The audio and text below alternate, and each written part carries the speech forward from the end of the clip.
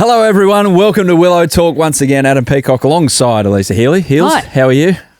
Going okay, thank you. Were you surprised that I went to you first then? I was a little bit. Yeah. It's always me laughing at Haddin saying hello to everyone and then going on a wild tangent about, let's say, Bangladesh v Sri Lanka at the moment. I don't know.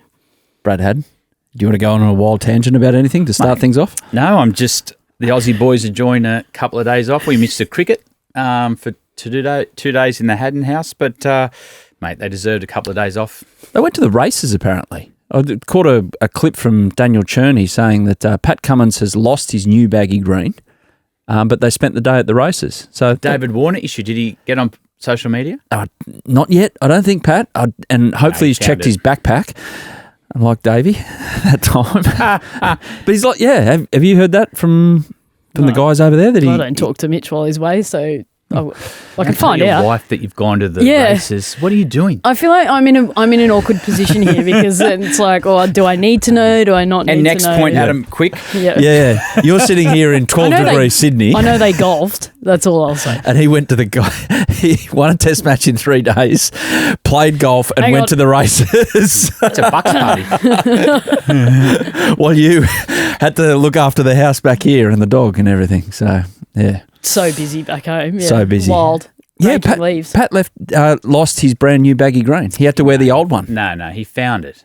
He did find it? Yeah. No, he wore the new one for the trophy presentation before the test. In the toss. But by the time the toss come up, he found his hat. Yeah, I genuinely just thought he'd borrowed a fresh one out of the bag for that photo. It did look funny. Little mushroom. I like Pat's baggy green. The old one? Well, he hasn't changed it. He hasn't tried to fix it. It's all come undone at the... Well, I think you only get the chance to get a new one if you've played 100 tests? Yeah, but don't you have to sign something? If you've lost it, I wouldn't change it. No way. No, They're so cool. Even with the so cool. the plastic showing and the white. My equivalent, because I've only played about 2 test matches in my career, is my keeping helmet at the moment. It's like it's balding basically, but it's like Can relate to that. It's so vintage. Yeah, it's been going around. Steve Wars was the worst. That looked like it was carrying airborne diseases. Yeah. Like that was horrible, that thing. They do stink. Like Yeah. They're horrible. Mine can walk. My baggy and baggy. it can probably fly with all the moss in it as well. Ugh. It is, mate. They stink, but you wouldn't have it any other way. That's the first thing when people say, "Oh, can I look at your baggy green?" You grab it and they go, "Oh, yuck!" Yeah. So, well, be careful with that.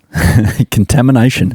Australia have secured, by the way, the first test over there in the Windies, so we'll break that down. Some solid middle order batting, and of course the bowlers stepped up again. So there's a lot to get through from that first test. India, England, just about to play their second test. Birmingham is the venue, starting on Wednesday. And Bumrah, will he or won't he? That's the big question. Some conflicting stories, as always, coming out of Indian cricket and what they're going to do with a big-time selection with this one. Major League Cricket is all go. Mitch Owen, we'll talk about him and a few other Aussies going okay over there. And we've got a few more cricket facts to finish the show off with. But make sure you follow us on social media. Just search Willow Talk Podcast on Instagram and TikTok, plus head to Listener Sport on YouTube. And John has got a question for Heels. Hey. If she knows what is up with the gloves that Mitch wears. He's noticed that he gets hit on the hand and it has no effect, whereas others break fingers. Yes. Are they armoured? Well, they're not armoured as such, but yes, they have been plated. So Kookaburra came out with a specific, in their Ghost range, like a more of a bowler's batting glove. So there's an extra layer of protection on the fingers so that if they do get hit, hopefully they don't break their fingers. So Kookaburra actually went above and beyond. I think the bowlers were complaining enough to say we keep getting hit, like we need to look at a way to do this. So they've done it. So yes, they're not armoured, but it is more protection. It's smart. Yeah. I know Nathan Lyon, depending on what test series you're playing, if you're playing South Africa, England, and as soon as the spin come out to bat, the first thing you do is try to get into their hands, try to affect the way they hold the ball. And he used to put extra fiberglass all over his front. I've seen Mitch do it a lot. So it's smart because the one thing fast bowlers do, they try to hurt each other. Yeah. My question is, why wouldn't everyone do it, though? Because a broken finger is a broken finger. Yeah, I don't know. But if you're out there, if you go on the Kookaburra Oz Instagram, there's actually a cool little story on how it came about and what options are available. But yeah, I don't know why Kookaburra are the only ones that do it at the moment. I tell you why. not everyone does it, skill level. Because the one thing as a batter, you want your gloves. Like I used to have youth gloves because you want them nice and tight and you back your skill that you're not going to get hit in the fingers as much as the bowlers are. Well, Do also, all bowlers wear them? well, no, I'm just thinking like our pace attack are all with Kookaburra, so maybe that's probably helped Kookaburra develop it in time. But yeah, I don't know. Because it's a bit like the black box on a plane. Like it's the one thing that survives. Oh, So why don't you Your make finger? but why don't you make the whole plane out of what they make the black box out of? That's what I mean. Like why wouldn't all gloves come with finger protection in them? look, They do. I know I They did do. sines at uni, but I can't answer that question for you, all right? I failed physics. You don't were know. a marine biologist though, weren't you? Yeah, I could dive down and find the plane. It's the other thing with the protection is if you look at the sweatbands now of the players, Yeah, smart. look real close at the arm guards. They've got a guard under there as well. Yeah, those little ones are good because the first place that breaks in your arm is like that little bit here and you're just above your wrist bone. So the ones that sit there are Have a closer look at that. Good question. Anyway, though. cricket. Right. It's good for everyone. It's a real conversation starter there from John. And you, it's John. really good for a podcast because it basically is a conversation, of course. Head to Apple Podcasts or Spotify and leave us a review. We want to get to 300 reviews before the Ashes. We are on 267 at the moment. That means we got, 3 in the last week, so we're on track. Exactly. Inching our way to glory. Flynn's got a question, Heels. Oh, Flynn, yeah. 5 stars, solid pod. This is good the start. review. Only reviewing because you guys practically begged for more. Good pod, although Had says mate too much. Sorry, not sorry. Any response, mate? Mate. Mate, if you want it nice and clean cut, go and listen to ABC and be bored. Yeah. Thanks, champ. Champ. You champed him. Don't champ him. Don't champ him. Hads is goated though. Yeah, Okay. I think this one's a little bit. There's a little. I don't know what's going on here, but I think that either Karina or the kids have started an account. Hads is goated said 5 stars. Brad Haddin is the GOAT. That's the name of the handle. wow. I love the pod. Brad Haddin is the absolute GOAT. Also a question for Heels. When was the last time you bowled? Have you ever bowled in an international game? That's like, you're so good that you're fantastic. What's the weather like? Yeah, It's just like, but I'd rather talk to someone else. doesn't. I can't wait for the Heels as goated. Yeah, page that's to what start I up mean. next Where was week. your Yes. GOAT status? And yes, I have bowled. I actually bowled last week. And if you come down to WBBL training, I'm bowling every session. What are you bowling? Little dirty side slinging offies around the wicket in at the heels. I haven't bowled in international game or Big Bash because don't know if you know, but I've got the gloves on. But it may happen at some Could point. it happen Don't if do you it. don't have the gloves on? Oh, yeah. Don't do it. Well, I thought about bowling in the Ashes test, but I didn't want to deny the other two of getting a fifer and being that guy. So, Mark Taylor has a test wicket. Why can't you? well, I could, but when they're 9 down and both your bowlers are on 4-for, I probably can't give the ball to myself. Don't do it. Change of ends. Just blame it on a change of ends. It's just, oh no, the wind's changed, girls. You go that and you go, I'll do the change of Well, ends. no, funnily enough, when I played the 100, we spoke about, so the first 5 balls in the 100 used to be a bit of a throwaway. People used to have a look and then you decide if you get a bowl, from the same bowl or whatnot. And I was going to bowl those 5 balls and then take the gloves. But I never got another gig. Common But sense prevails. yeah, they sacked me and I never got another gig. But, look out for it. You never know when it's going to happen. My God. Oh, what? You're going to the 100 this year?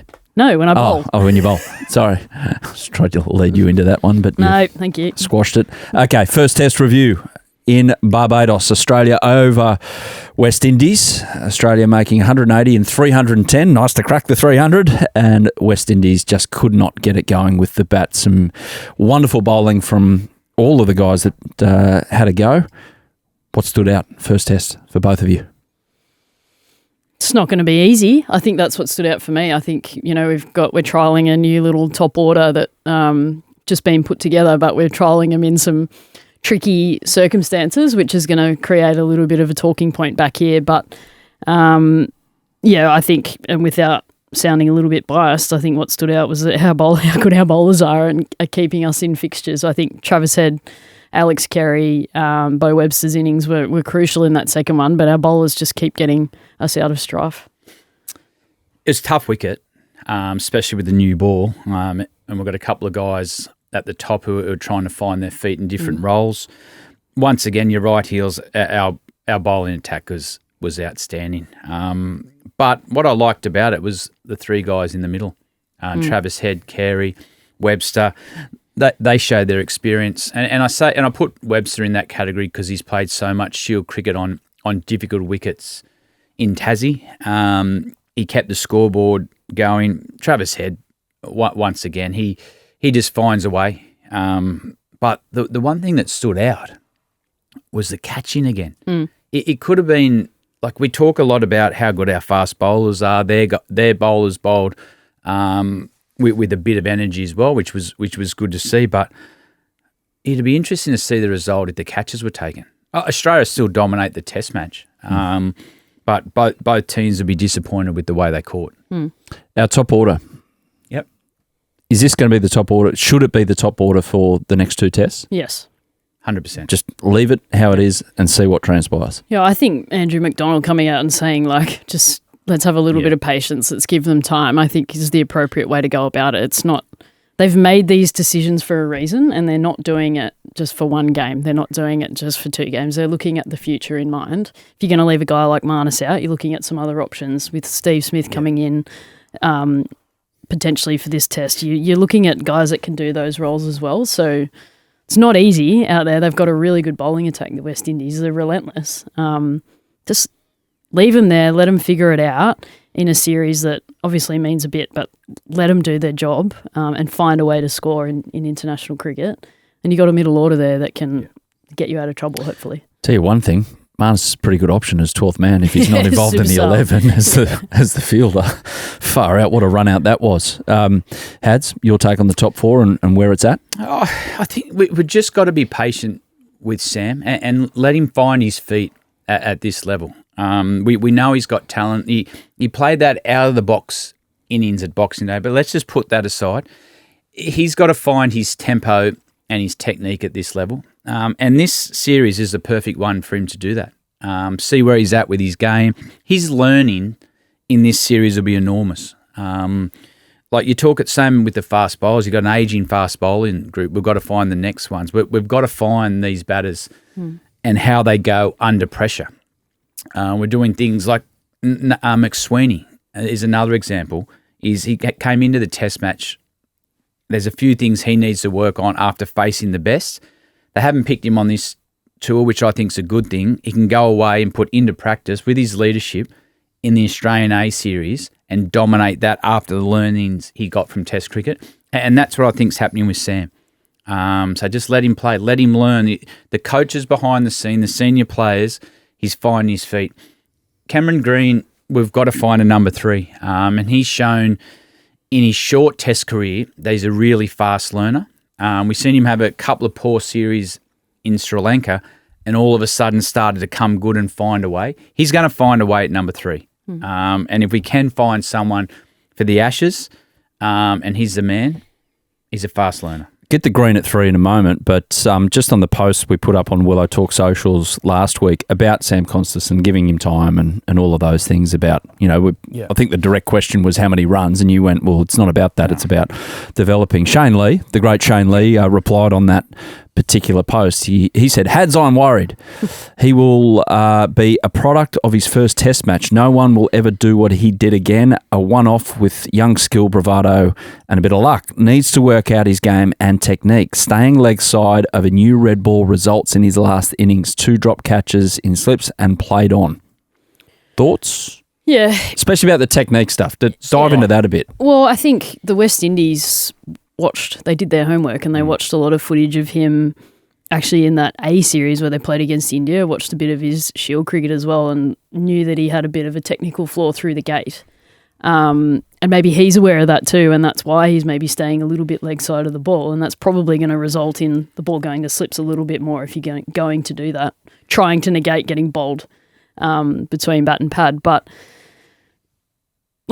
from all reports, he's hitting the ball really well. He's really confident, he's comfortable in the net, so he's obviously working really hard. But then how do you translate that onto the field? He's working that out. He's 19. He's hardly played a lot of domestic cricket, and now he's in the international arena against high-quality bowling.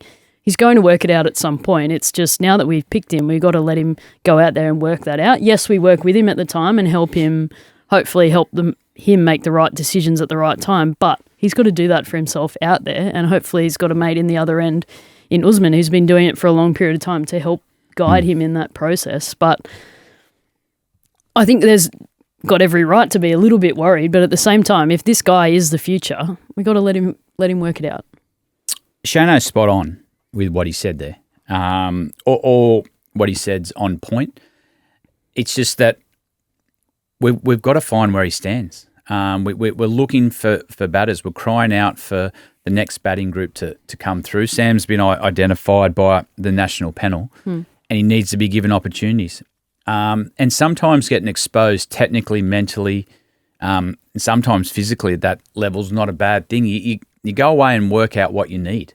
Can my technique stand up to Test cricket? Do I have to change it to be successful at that level? Because the jump from first-class cricket to Test cricket is enormous. You might be loath to actually say it because you don't want to, like, everyone jumps in with an opinion of who's done anything in terms of coaching about what he needs to fix and what he needs to do, because he's probably, I dare say, with the Australian cricket team getting that advice from the people behind the scenes.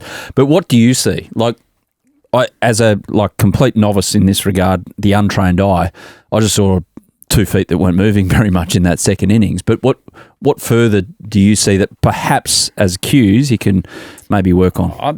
There's technical stuff that you're always working on and the big thing is about, without going too much into the depth of it, is trusting your technique when you put under pressure. When you're out there batting, there's moments you've got to pick.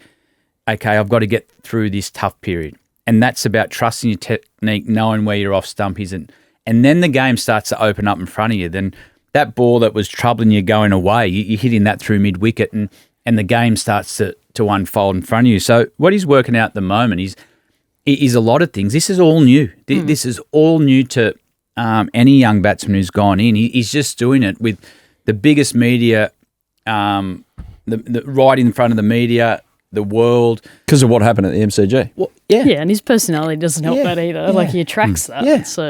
So we've just got to be a bit patient, and at the end of this series, they'll work out where his game's at. They'll have a real good debrief around what he needs to do going back to Shield cricket, and it's not that these decisions. Shano's right with what he said here. Yeah. Then they'll have a plan for what he needs to work on, and what he needs to go forward. And they'll know what they're going to face in England as well. So, mate, it's hard work. Test cricket is hard work. It breaks you down in so many ways. You think you're on top of it, and all of a sudden mentally, can you handle outside pressure? Can you handle the technique change in your game in the middle of a series? Do you trust? You get out a couple of times, you would have gone away and worked on a certain ball, had 3 months to work on it. Then the first time you go out and bat, you get out. Okay, do I throw all that out? It's not easy. Hence why they call it test cricket, not tickling cricket. Because if it was tickling, everyone would do it and have a great time. But it's a test. Pardon? It's a test. Tickling cricket sounds like torture. You're kinky. What? This is pillow talk. Yeah, hang on, lost it. It's just like, I was trying to make the point Not a that good one. it's test. It's test for a reason, to back up your point. It's not a tickling competition. In the words of Lock, Stock and Two Smoking Barrels, not the movies that you watch, the movies that I watch, Bradley. It says more about you than it does about me. Anyway. Sorry, Hills, can you put this back on a even keel? What do you want me to talk about? Josh Hazlewood. Oh, okay, yeah. wow. I thought you were going to make me dissect Sam Konstas' technique, and I was going to say no thank you, because there's 1,000 coaches out there doing it. There is. Open up Instagram. I've seen 100 ways that Sam Konstas should be doing things a bit differently. So hopefully he's getting the right advice and got clarity of mind. He does. Which brings me to Josh Hazlewood about clarity of mind. I remember doing an interview with him a couple of years ago here for Willow Talk, and I said, what's the process about, setting up a bowler, this, that, and the other? And he just went, well, generally speaking, if I've got the right conditions, I just like to come in, bowl with rhythm, and try and hit the top of that stump that's furthest away from the right-hander, and just hit the top of that and see what happens. Easy game. Case in point, this test match. There seemed to be a nice end at Kensington Oval, I will say that. I think Mitch started at it. Yes. And then got swung around. Stopped bowling at that end, and Josh got that end. But it just seemed like his natural length was perfect, because you weren't sure what it was going to do. Obviously, the wicket was going up and down and sideways. So if you put Josh Hazlewood on a wicket like that, that's offering just like even the minute amount of anything, he's going to be so hard to hit. But even just the way that his accuracy, the short leg in there goes a little bit in, you catch the inside edge, get caught at short leg, goes a little bit out, you're hitting the top of off, or you get caught at slip, or caught behind. So fair play to him. He doesn't change anything, nor does he need to, which is cool. It's just another case in point about how friggin' lucky we are at the moment with these four. Like it's just someone throw the ball. Oh, it's not happening for him. I'll give it to someone else, see what happens.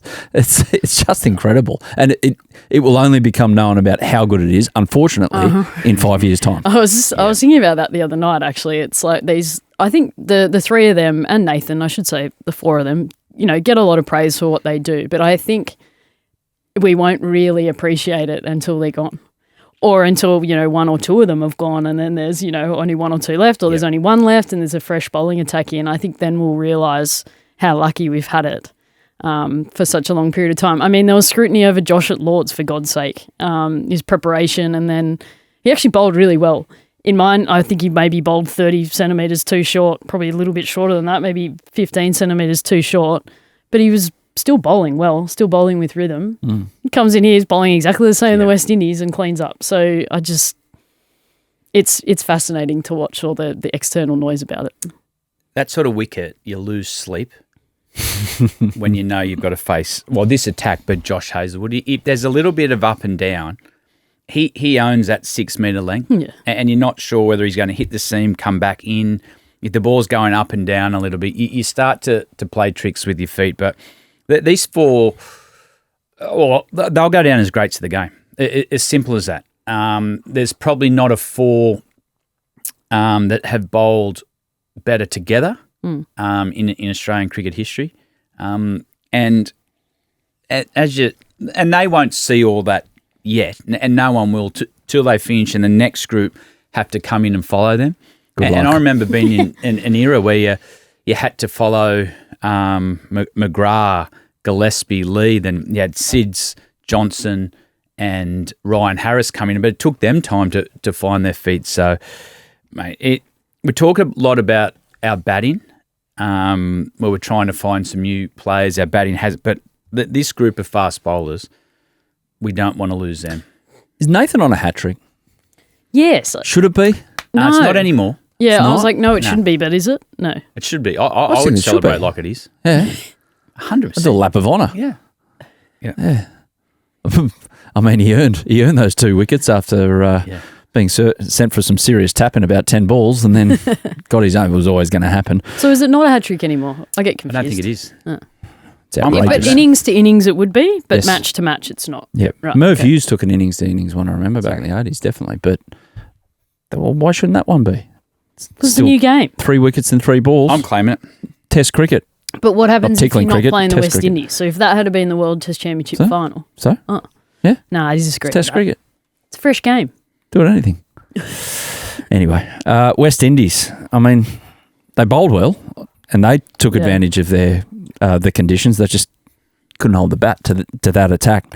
Fair enough. The big question is Shamar Joseph. So it's eked out over the weekend, and we can't go into great detail because it is, of course, a legal matter. Some pretty serious allegations pertaining to his, basic freedom, full stop.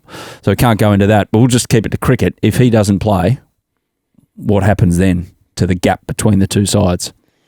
It's interesting. You could go, they've made a decision to go with youth. And overlooked, which was a big thing in the West Indies, that Kumar Roach didn't play. So they could go back to someone like Kumar Roach. He was in their top 10 all-time wicket takers, isn't he? Top 5, yeah. I think it's top 5. He's up there. Yeah. But the one thing I found, the West Indies are trying to change the way that they play Test cricket, but mate, you can't drop that many catches. Yeah. And I seen on the coverage, you could see Darren Semi just watching them like a hawk. But to me, that's a concentration thing. That's one thing you can get better at. You can practice a lot of, if you've got a fast bowling attack like that, the first thing you got to make sure is you've got 3 good slippers. And you know this too, Heels. They've got a new keeper coming as well. It's about building combinations. So they've got to find a way to build trust in each other first in that slips cordon, because you cannot be giving. If you give chances like that again to the Australian team, someone's going to make you pay big. Yeah, especially in the middle, like someone like the three that counter-attacked their bowlers in, Head, Webster and Kerry, like they're the ones that made runs at the end of the day. But I actually thought that Shamar Joseph obviously got the rewards, but the other two were awesome. Yeah. I thought they were relentless. Every time they came on, they looked like they were going to take a wicket as well. Yeah. Joseph just came back into the attack and was highly skillful in what he did and managed to get the reward. But, catching obviously an issue for them. But, what they do next test, I'm not sure. You're right, they've got Kemar Roach just sitting on the sideline waiting, but it'd be interesting. Darren Sammy was fined, and probably understandably so, for asking if the umpire had something against his team. Once you go down the integrity unit and integrity way, it's never going to end well. You're going to get fined, but far out he had a point. Yeah, one of them in particular, the inside edge, one where the TV umpire didn't pick it up. That one, I think Cameron Green's one that hit his front pad, and then I think I was awake watching that, and it was like 3 a.m. and I was still like, that's out. Like that's, I understand why he got fined, because you can't do that. You can't question the integrity of an umpire, a third umpire, a match official at any point in time. But wowza, like I think looking at the stinkers, some of the decisions when you're looking at it on the TV, it's hard to see why some of those decisions were made, but. I think you just want consistency in whatever the umpiring is, whatever sport we're playing in. You just want some sort of consistency. And if that's going to be the way going forward, then so be it. But maybe even it out a little bit. I feel like Australia got all of them and West Indies got none. Yeah. Sometimes is a good time to get fined, I reckon. And I reckon Darren Semi's had his blow up for the next 18 months. And as a coach, you've got to pick your time sometimes. And I think, the 15% demerit point, it's all worth it this time, because at the umpires you can't survive without them. We've got a lot of technology there, and I think the most frustrating thing for Semi is the technology got it so wrong. Well, not the technology, the guy in front of with the aid of technology getting it wrong. I think Ross and Chase came out and said, we get punished for bad decisions that we make, we get scrutinised, and he made a point that the umpires don't necessarily have to cop that. And I'm like, they do. Like their panel actually gets changed over quite regularly. We saw a few fall out of there.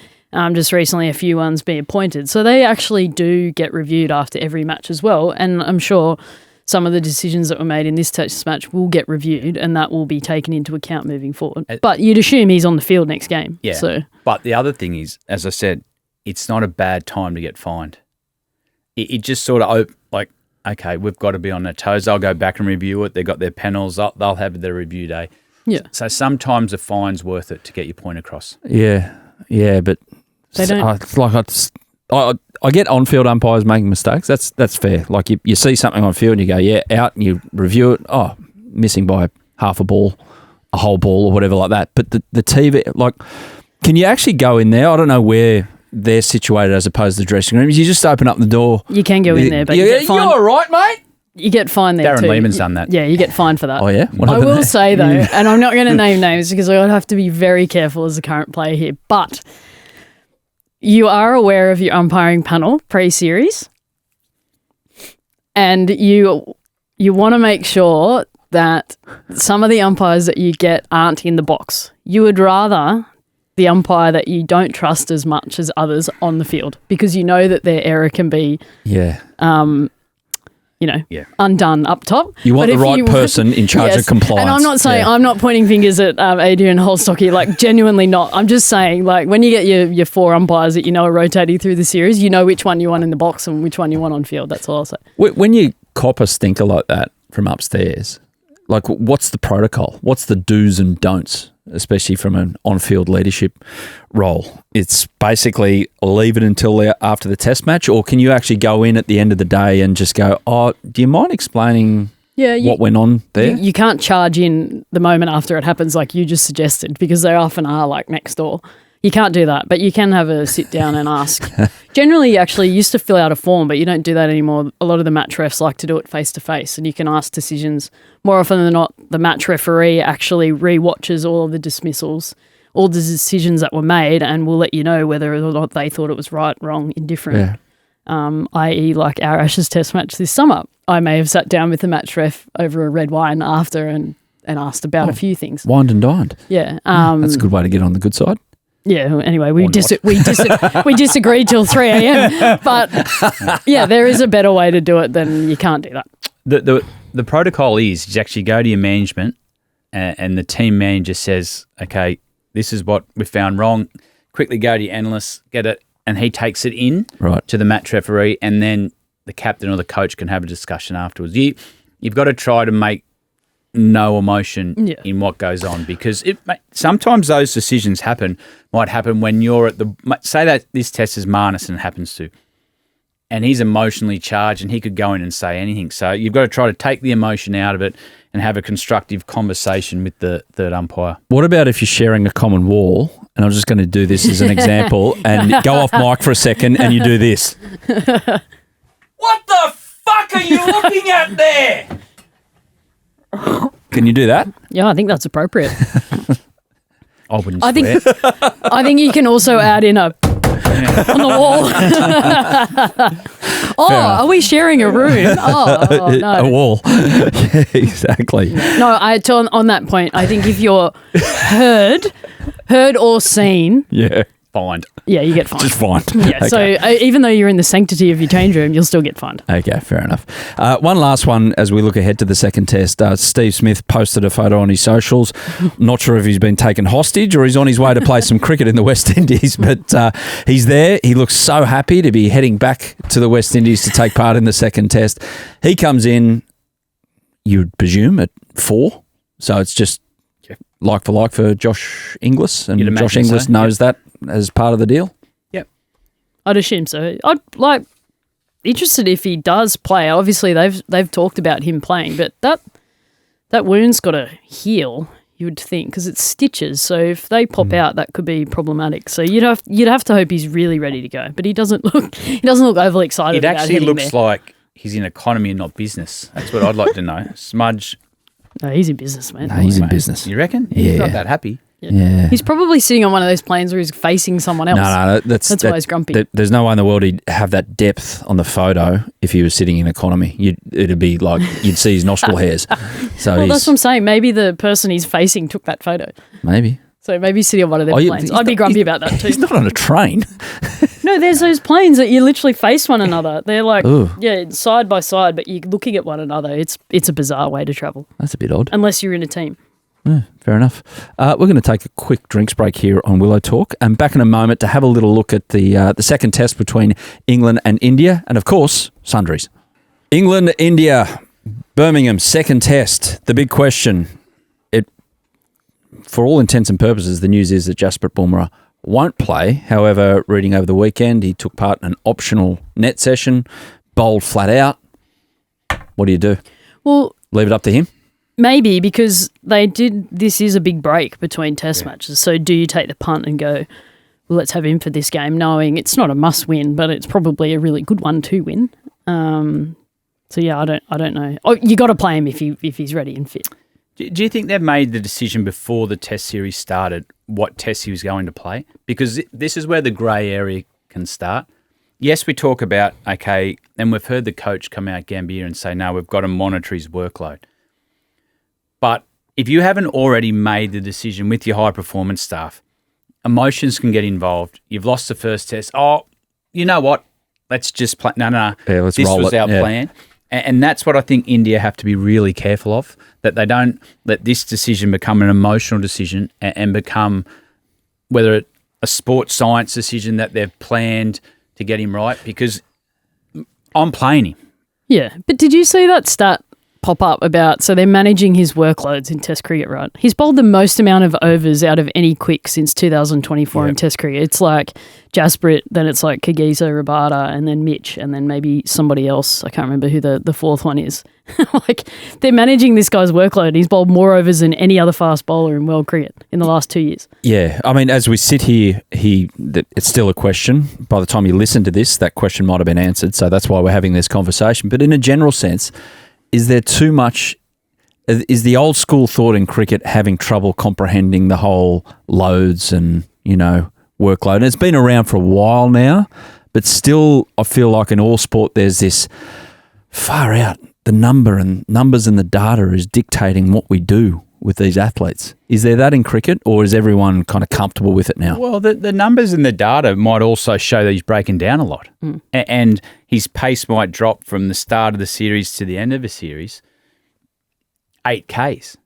But if he has a break at this time, we've seen at the end of this one, he had a huge break after the Australian summer. And I think the underlying thing also with Bumrah is he had that serious back issue.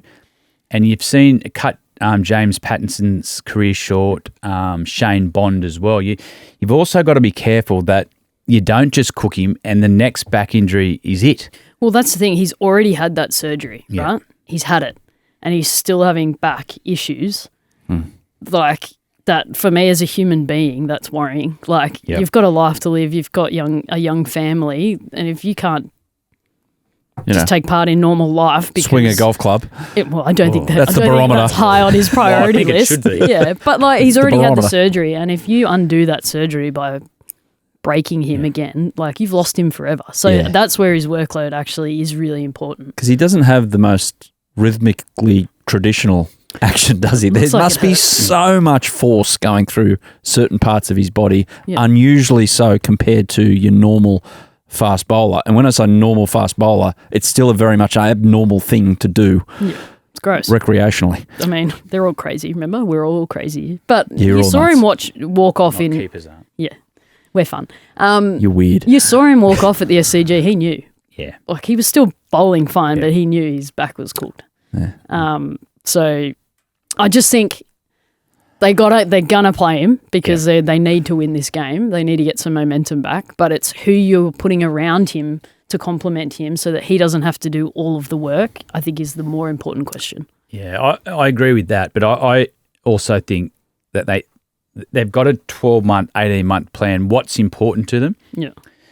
I'm playing him in this test match, especially in England conditions, because the next test they get to might be a rain-affected test. You just don't know what the third test will look like. So I'm playing him. I'm making a few changes to the Indian team, but... You got Kuldeep Yadav coming in? Yeah, and Arshdeep Singh. Yeah, those two. Yeah. I reckon, and I think Nitish Reddy Kumar has to play as well. I think he's going to bowl more. But I think we said this last week. Shardul Thakur played, hardly bowled. Like he's not taking the pressure off anyone. Yeah. And Nitish Reddy Kumar is probably... They're probably on par with the bat, but fresh off making runs in Australia. Like, why wouldn't you go with that guy? Well, it's been baking hot in England the last week or so I don't know if that will change conditions hugely in terms of what they do with selection. But Jofra Archer is back in the squad. Do you throw him straight back in, or you just chill out and wait for the right moment? You can't. Surely. You can't play him. Yeah. I mean, it'd be great to watch. As a fan of the game, I want to see him play, but you can't do that to him, surely. I agree. He's in the squad. After we've just spoken about that stuff, how do you then do it? It'd be interesting to see what the English thinking is. He's been out of the game for 4 years, hasn't he? He hasn't played Test cricket. Come back for one first-class game, bowled some good spells, and we know. But to me, I'd be playing a couple more first-class games. The big picture for England is that he's right for the Ashes, and maybe play him in the last Test match once he's had some more cricket. But maybe they've just added him to the squad to get him around the group too. There's not necessarily a reason that he has to play. Is he the one English quick that would suit Australian conditions over everyone else that they've got potentially available? Mark Wood. Or would you put Mark Wood in that category? Mark Wood has airspeed, right? So that's his real strength, and that's really important in Australia because when the ball gets a little bit soft, if you can at least put some fear into the batters, then you're in an advantage. Whereas Jofra Archer just has pace and bounce. He's got the height. So those two in combination, I think they want for the Ashes.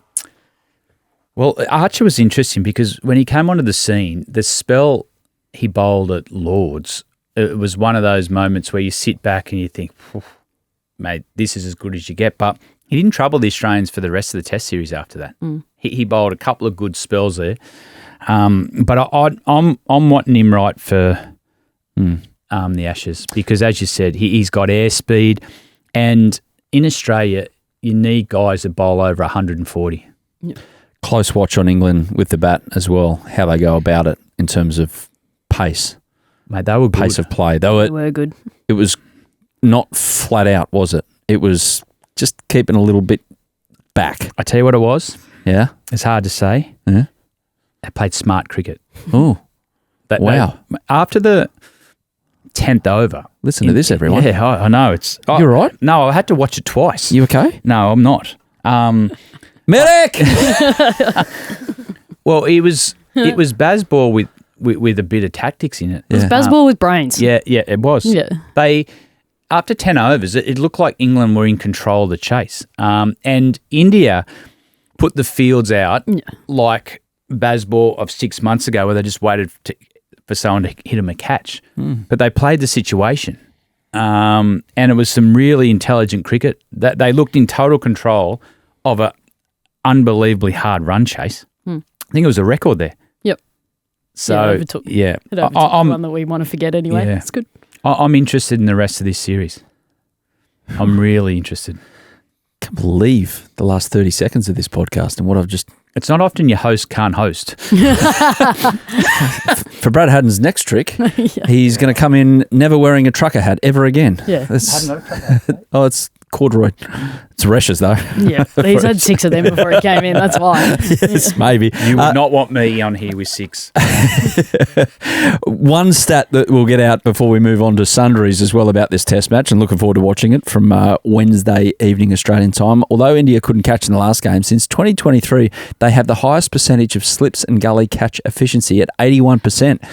Australia at 72%, West Indies at 65%. We should have that as a leaderboard, like a rolling leaderboard, Has, with your fielding situation. I'll let Heels talk about it, but stats you can make look however you want. And Heels had a good point.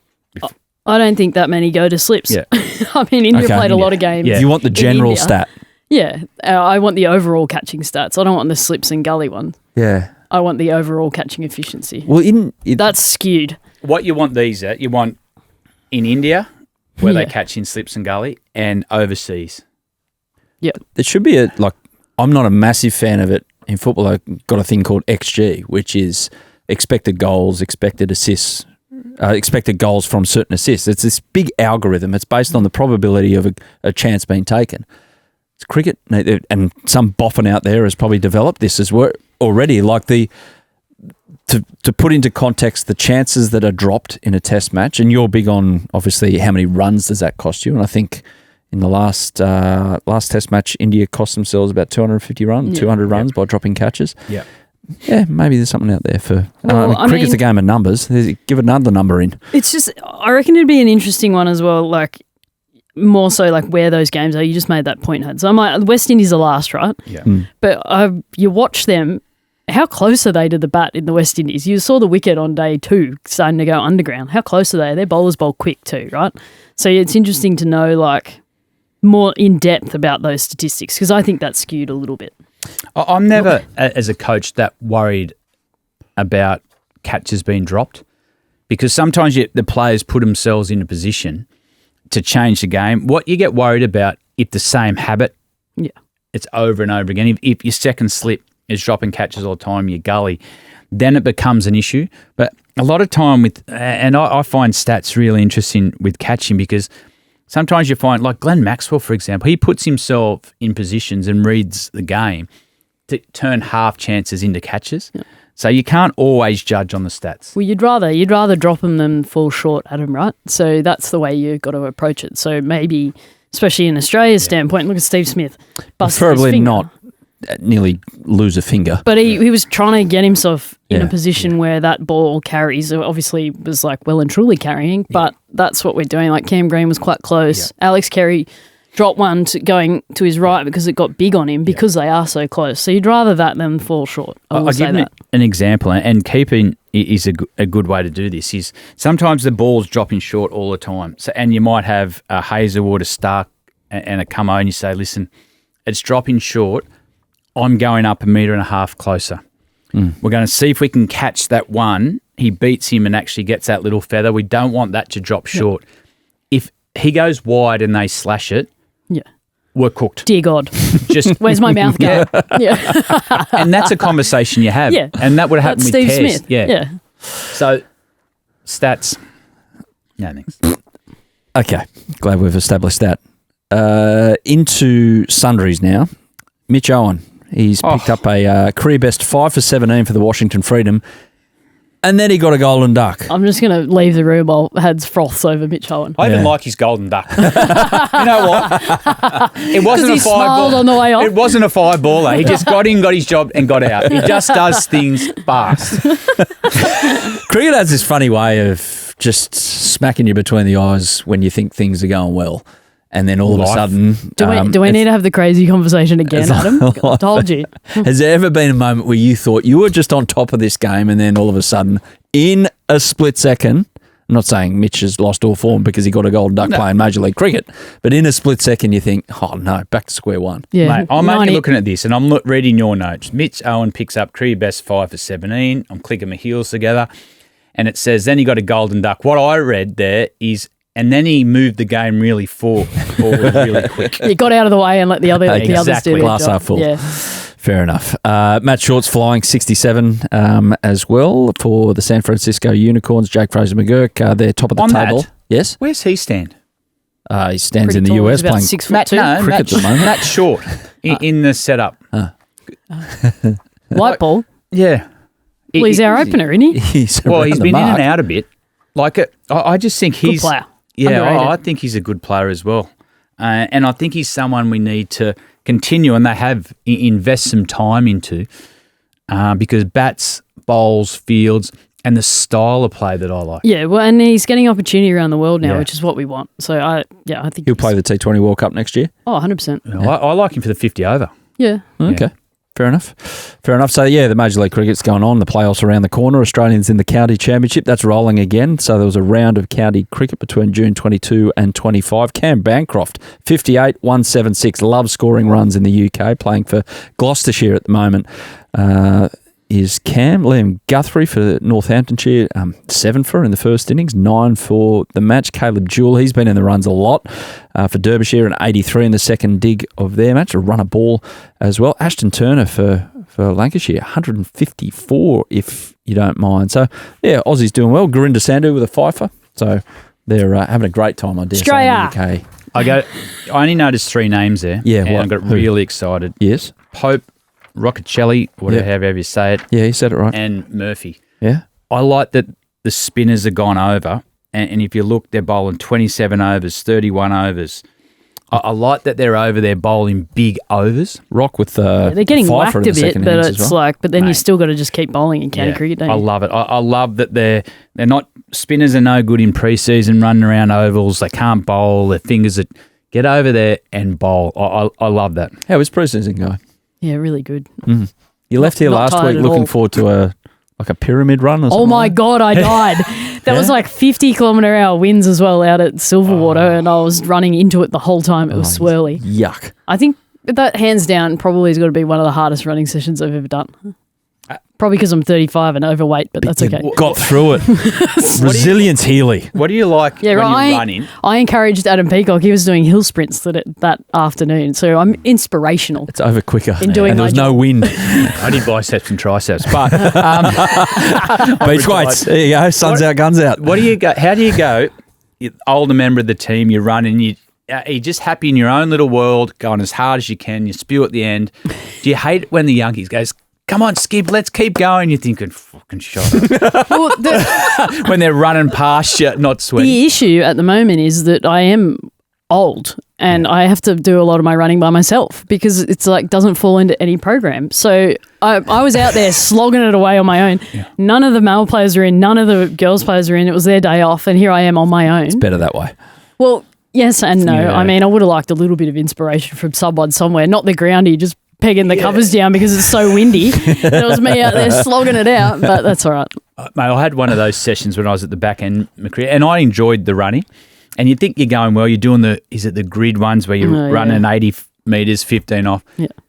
But Paddy Cummins was coming back from injury. And he said, "Oh, Hads, I'll run with you." I said, yeah, whatever. Had 3 sets. But I couldn't talk. Yeah. Like, 1, 2, 3, go again. And he's going, "Oh, this is hard." How? I turned to the trainer and said, piss him off. He said, he hasn't got a sweat. I said, Paddy, I can't talk. He goes, it's pretty tough this session, isn't it? Oh, mate. You Fast know bowlers. and you know when you're old. Like, they just... Yeah. I remember Moses coming in as well. He did the same. We're doing 400s. And he was at the top, and he sort of kept talking to us on the way. Go, mate. If you can talk doing a running session, you're not running hard enough. I agree. You've got to vomit on yourself. It's a good point. We've all done extreme, that, right? bud. Have you done that? Is that just a running session you're talking about, or a Resh's session? I've never vomited after a run, but I did run a PB after a big night out. So I think there's some theory in that, and I still didn't spew. So we had a funny one. we've gone off. We've gone off kilter. This has now become running talk. We did the stairs at Coogee, and there was one of the players 21st before, and I remember saying, "Listen, we just can't complain." Yeah. And I remember you run up and you sort of walk down, but we couldn't walk because we all started cramping when we walked. Mate, we were running down slowly. Blokes are vomiting on themselves. The trainer's going, look at it, how much you're putting in. Mate, if it did not smell like Jack Daniels, that whole but you know those, you just say, we'll have the night. You can't say anything. You can't say anything. Get through it. Yeah. Just get through it. You know what we did after that? Straight back there. Straight to the Coogee Bay. After, felt good about yourselves. Yeah. So our giveaway, Test Cricket: A History, the book by Tim Wigmore, the writer over there in the UK. We've got a couple to give away for your random Test cricket facts. There's some good ones in here, Adam. Yeah. Best ones. And read the first one, Heels. You can I love read that it. one. Yeah, Jake. Chris Martin. I love any stat that involves Chris Martin because what a player. He has more Test wickets than Test runs. 233 wickets, 123 runs from 104 innings. I love it. Did you sledge him when he came out? No. Well, There's no need. What did you say to him? He just say bowl the stumps. Yeah. he wanted to be out there less than anyone else. Zeke says Australian hasn't played an all right-handed opening pair in men's Test cricket since 2000. Slater and Blewett. Oh, wow. That's what it says on the rundown as well. Wow. Yeah, wow. It's replicated. Nathan Lyon has never bowled a no ball. 30,000 plus balls without one. So he shouldn't. He's a spinner. Really? That's the stat. Lockie said Don Bradman was dismissed for a duck on more occasions, 7, than any other score. All that stat made me think was how good was he then? He still averaged 99 and still got more ducks. Most batters probably fall within the range of about 150 and naught. He doubled that. He was falling in the range of 300 and naught. Yeah. So he had more to choose from in terms of runs to get out on. I don't know where you're going with that, but I get you now. Yeah, right. I do. I like this last one. Read it then. No. Read it. No. You read it? I'll read it. I'll get blamed. Nearly got him. Tom said, my best fact is that if you beat England fair and square, they won't admit it and they'll claim a moral victory. Tommy. Give him a book.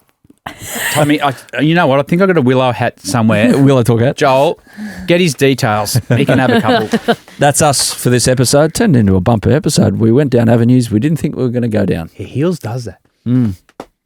You're welcome. Thanks, everyone. Have a good one. We'll be back in a couple of days. Bye. Yeah, thanks for watching the Willow Talk podcast on YouTube. Don't forget to hit the subscribe button so you don't have to miss an episode wherever you are. And while you're at it, check out these videos up here. They're mostly good.